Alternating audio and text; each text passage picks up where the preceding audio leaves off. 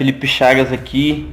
Eu quero compartilhar nesse vídeo com você de como nós viemos parar no sertão. Ações internas dentro da igreja que eles fazem isso, até em relação a evangelismo, eles sempre se unem para poder fazer isso. Então isso foi um dos primeiros impactos que eu tive no sertão, porque infelizmente a gente vê que nas grandes capitais, nas cidades, quando uma igreja faz uma coisa, a outra bota outra programação em cima e fica aquela disputa de um fazendo programação em cima do outro, sabe? Ao invés de nós nos unirmos para ganhar o mundo inteiro. Então foi o primeiro impacto que eu tive no sertão, foi isso. E aprove Deus também que quando a gente chegou naquele povoado, naquela cidadezinha, aquele vilarejo, era mais ou menos umas 6h30, e a gente não tinha para onde ir, no meio do nada. Aí fomos até uma igreja e aí procurando o pastor daquela igreja, né, encontramos as filhas deles que estavam indo para poder limpar a igreja. E aí elas falaram assim: não, vocês são crente missionário, não, vão lá em casa agora, meu pai é o pastor da igreja e tal. E aí fomos para casa delas, né, para casa daquele pastor, ele nos recebeu tão bem. E a hora passando e a gente falou: a gente está com desejo de fazer uma programação, a gente quer ganhar vidas para Jesus, nosso coração estava sedento por almas. E aí ele falou: não, vamos fazer uma programação. Era um sábado já no final da tarde. Aí meu pastor começou falando assim: então vamos embora, vamos para a igreja, que aí lá a gente decide o que vai fazer. E aí fomos para aquela igrejinha lá, para a igreja daquele pastor.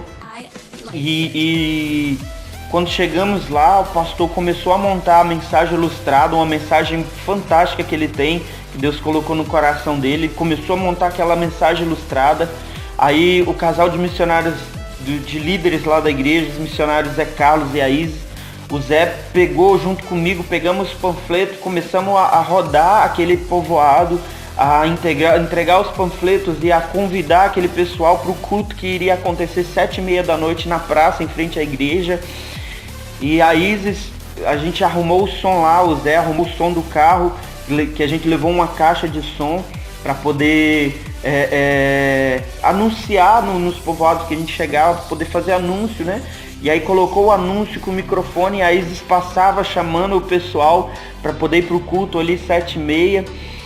E outra coisa interessante que impactou a gente, chamamos aquele povo, era 6h30, quando deu 7h30 a praça estava lotada, né? Foi muita gente para a praça para poder ouvir a palavra. A gente viu que aquele povo estava sedento pelo evangelho e o nosso coração queimou mais ainda.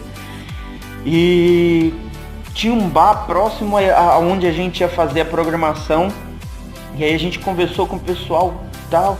E na hora de começar lá, se tiver como abaixar o som, falar: não, a gente vai para lá para ver o culto, a gente não vai abaixar o som, a gente vai desligar e vai para lá para ver o culto. Foi uma outra coisa que me impactou muito, né? Que aqueles homens que estavam naquele bar bebendo, ouvindo música alta, quando a gente anunciou a respeito de que iríamos fazer um culto ali, né, uma programação ali com uma mensagem ilustrada, uma palavra de Deus para o coração deles, eles se proporam a não somente abaixar aquele som, mas a desligar e ir participar. E quando o culto começou, foi o que aconteceu: aqueles homens desligaram aquele som e foram participar da programação. Foi uma outra coisa que me impactou muito. Depois disso, tivemos aquele culto, foi uma bênção, Deus falou muito e graças a Deus 15 almas se entregaram para Jesus. E a gente direcionou aquelas vidas para que aquele pastor cuidasse delas, para que elas fossem discipuladas, para que Deus cuidasse da vida daquelas pessoas. Então foi algo que impactou muito o nosso coração. E aquele pastor, ele ficou tão grato a Deus por tudo aquilo que aconteceu, que ele nos chamou. A gente saiu de casa com barraca, com um fogão pequenininho assim, 2 bocas, com um gás pequeno, pra gente fazer a nossa alimentação, dormindo em barraca, na estrada, seja onde for. E naquela noite a gente conseguiu um repouso na casa daquele pastor, né? Ele se sentiu tão grato a Deus pelo aquilo que aconteceu, que ele nos deu o repouso daquela noite, né? A esposa dele preparou um jantar fantástico e a gente se sentiu também muito bem cuidado por Deus. Então nós cremos que Deus nos direcionou àquele lugar. E nisso a gente já viu que a nossa rota começou a mudar. não ficou de acordo com o que a gente planejou, mas tudo estava indo conforme o que Deus queria fazer através das nossas vidas e nos mostrar a direção dele para nós. A gente achou que nós iríamos para Belágua, no Maranhão, só que no meio do caminho Deus começou a mudar os planos. E os planos de Deus, os projetos de Deus são melhores e maiores do que os nossos. Então a gente já ficou em espírito de oração porque a gente começou a entender que Deus estava dando uma nova direção.